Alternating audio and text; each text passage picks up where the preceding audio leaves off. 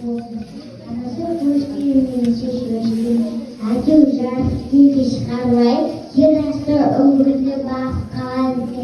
Ava anasına bölümü jürste vakvalme oldu. Ona çizgin anası. Тәтті тұнығым, сен үшін жер асты қойнауынан асқан қауіпсіз мекен жоқ.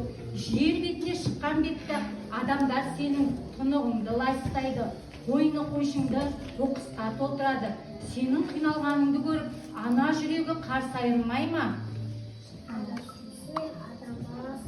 Құлақ суынан сөйлен басып, сипат тапса, оны қалай сабайлауға болады? Сенің анаң не көрмеді тұнығым?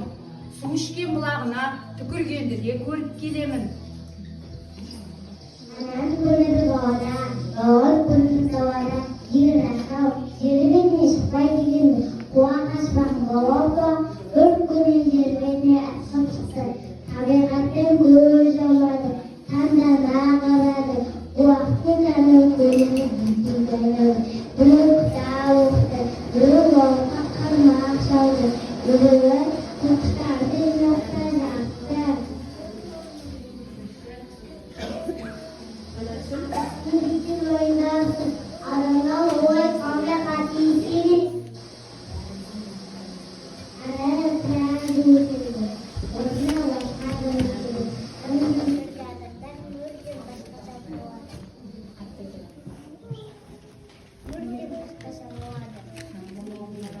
Sen de mücadeletten. Bu aslanlar bu kuşlar dışarı. Bu akşam başkaydı. Anasını bir oynarsın. Anasını sazalasın. Lazım bir gitmemiz kanun dostumazsa. Жылама, тұнығым.